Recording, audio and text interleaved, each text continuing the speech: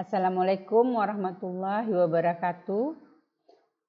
Kita masuk kepada materi perkuliahan ketiga yang mengenai karakteristik media pembelajaran jenis media visual.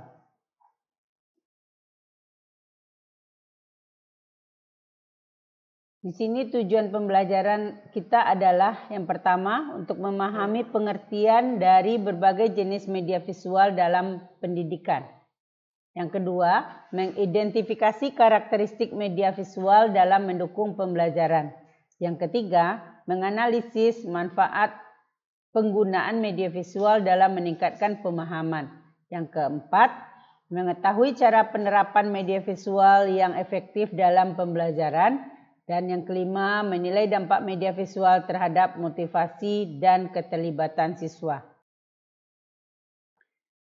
Uraian materi di sini adalah yang dimaksud dengan media visual yang akan kita jelaskan adalah media visual itu berperan penting dalam memfasilitasi proses pembelajaran, proses belajar mengajar, karena mampu menyederhanakan informasi yang kompleks sehingga siswa dapat memahami materi secara lebih cepat dan efektif. Melalui visualisasi, siswa dapat melihat hubungan antar konsep, mengingat informasi dengan lebih baik dan mengembangkan keterampilan analisis serta pemikiran kritis. Bagan atau chart. Bagan atau chart adalah representasi grafis yang menyajikan data atau informasi dalam bentuk visual untuk memudahkan pemahaman. Dan ini definisi disampaikan oleh ahli menurut Mayer pada tahun 2005, di mana visualisasi data tidak hanya mempermudah pemahaman tetapi juga meningkatkan kemampuan siswa dalam mengorganisir dan mengingat informasi. Selanjutnya, karakteristik bagan atau chart sebagai media. Yang pertama adalah visualisasi data, yang kedua sederhana dan ringkas, yang ketiga interaktif, yang keempat memfasilitasi perbandingan data, dan selanjutnya mendorong pemikiran kritis. Manfaat penggunaan bagan dalam proses pembelajaran. Yang pertama dapat meningkatkan pemahaman, kedua mendukung retensi informasi, yang ketiga mendorong diskusi dan kolaborasi, yang keempat memfasilitasi presentasi informasi, dan yang kelima meningkatkan keterlibatan dan motivasi. Selanjutnya implementasi bagan dalam pembelajaran. Penggunaan bagan dalam pembelajaran, penggunaan dalam presentasi kelas, penggunaan dalam proyek dan tugas penelitian, penggunaan pada diskusi kelompok dan kolaborasi, penggunaan pada evaluasi dan penilaian serta dalam pembelajaran mandiri. Selanjutnya yang pengertian dari diagram ini adalah bentuk representasi visual yang menggunakan grafik, simbol atau gambar untuk menyajikan informasi atau konsep yang saling berhubungan. Menurut Mayer tahun 2005, diagram berfungsi sebagai alat komunikasi efektif yang membantu siswa dalam memahami dan mengingat informasi secara lebih baik. Karakteristik diagram sebagai media. Yang pertama, visualisasi informasi, sederhana dan jelas, interaktivitas, kemampuan membandingkan dan mengontraskan, serta mendorong pemikiran kritis. Selanjutnya, manfaat diagram dalam proses pembelajaran. Yang pertama, meningkatkan pemahaman, memperkuat retensi informasi, mendorong untuk melakukan diskusi, mendukung presentasi informasi, dan meningkatkan keterlibatan. Implementasi diagram dalam pembelajaran, penggunaan dalam presentasi, tugas proyek, kegiatan diskusi, evaluasi pemahaman, dan pembelajaran mandiri.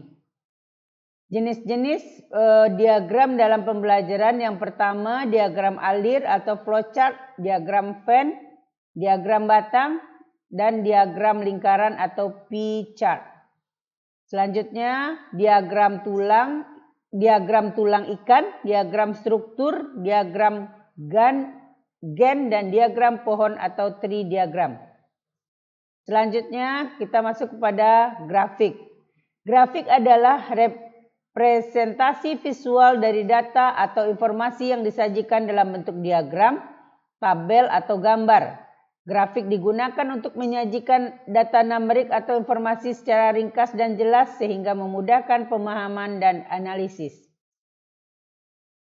Karakteristik grafik sebagai media pembelajaran. Yang pertama, visualisasi data. Yang kedua, sederhana dan jelas. Yang ketiga, membandingkan data. Yang keempat, mendorong pemikiran kritis. Serta yang kelima, interaktif. Manfaat penggunaan grafik dalam proses pembelajaran. Yang pertama, meningkatkan pemahaman, mendukung retensi informasi, mendorong diskusi, memfasilitasi representasi, dan meningkatkan keterlibatan. Implementasi grafik dalam pembelajaran. Yang pertama, penggunaan dalam representasi. Yang kedua, tugas proyek. Yang ketiga, kegiatan diskusi. Yang keempat, evaluasi. Dan yang kelima, pembelajaran mandiri. Jenis-jenis grafik dalam pembelajaran. Yang pertama, grafik batang. Yang kedua, grafik garis. Yang ketiga, grafik lingkaran atau pie chart. Yang keempat adalah grafik area. Dan kelima adalah grafik scatter atau pencar. Selanjutnya, poster. Kita masuk pada poster, di mana poster merupakan media visual berupa gambar pada selembar kertas berukuran besar yang dapat digantung atau ditempel di dinding atau permukaan lainnya.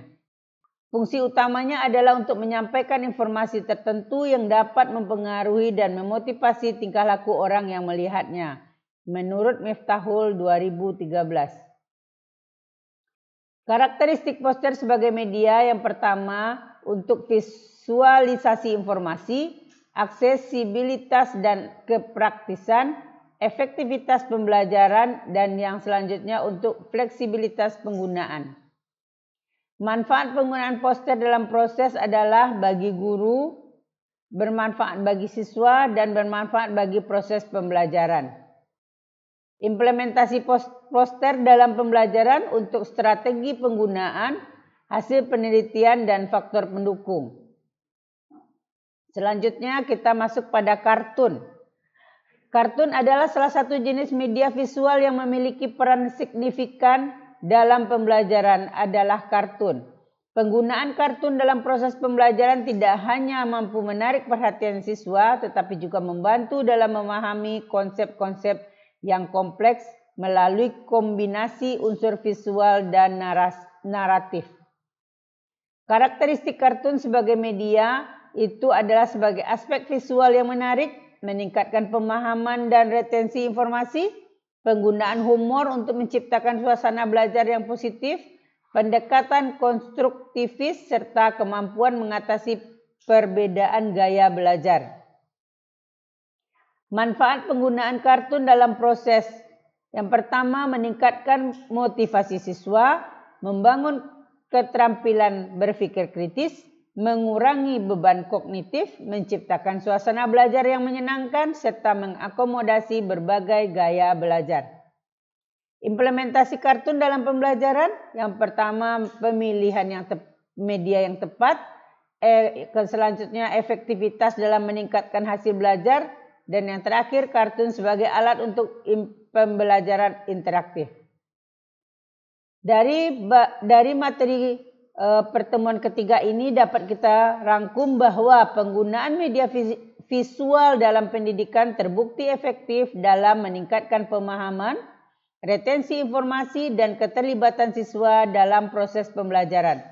Media visual seperti bagan, grafik, dan diagram memfasilitasi siswa memahami konsep yang sulit. Selain itu, penggunaan media visual juga mendukung berbagai gaya belajar siswa dan menciptakan suasana belajar yang lebih interaktif dan menyenangkan. Implementasi media visual yang tepat dalam pembelajaran dapat mendorong pengembangan keterampilan berpikir kritis dan analisis siswa yang merupakan kemampuan penting dalam menghadapi tantangan era digital. Demikianlah materi kita pada pertemuan ketiga ini. Akhir kata, Assalamualaikum warahmatullahi wabarakatuh.